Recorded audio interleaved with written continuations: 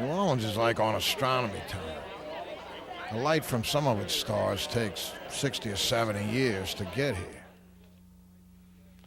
The light from jazz great Buddy Bolden got to Delgado this weekend, 65 years after he died, 90 years after he blew his last note.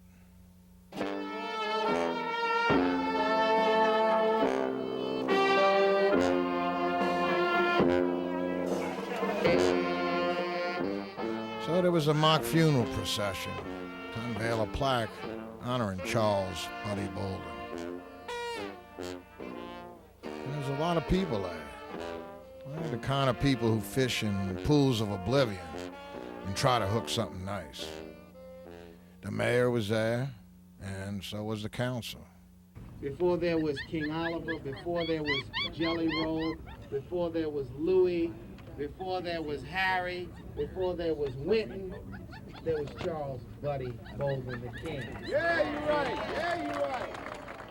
Be it proclaimed by the City of New Orleans that this council recognizes Charles Buddy Bolden, the legendary jazz pioneer, on the occasion of the unveiling of a memorial marker in his honor. The first time Buddy was buried in Holt Cemetery, there was no mayor, no council member, no crowd. That was in 1931, and employees at a Gettys Moss funeral home had to serve as pallbearers because there was no one else to do the job. Over the years, Buddy's probably been dug up 5 or 6 times, and each time buried a little deeper. But they couldn't bury all of him and what he meant to jazz before it was even called jazz. Buddy Bolden last blew his cornet in 1906 when he was 29 years old.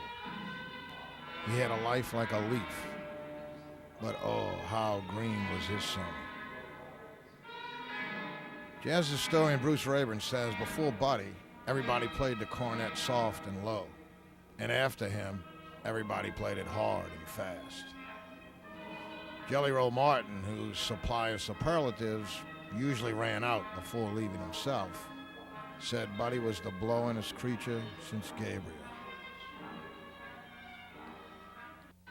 When another band playing a couple of blocks away had a big crowd, Buddy would turn his horn in that direction and say, "I'm going to call my children home."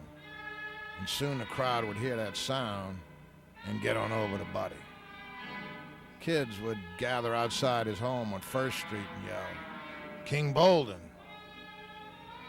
And the women would follow him everywhere. One carrying his watch, one his handkerchief, one his horn. And then the music stopped for Buddy. As Jelly Roll said, Buddy drank all the whiskey he could find. And one day he jumped up and hit his mother-in-law with a pitcher. It was the only time his name made the local newspaper.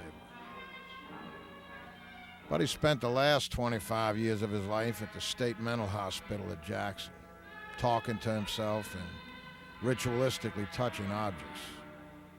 He never recorded a song, but all the early jazz greats who did said it was Buddy who got there first, with a summer so green it yielded a cultural crop that New Orleans is still harvesting. We call it jazz. From those of us who missed giving you your props the first time around, we caught you this time around, Buddy Bolden.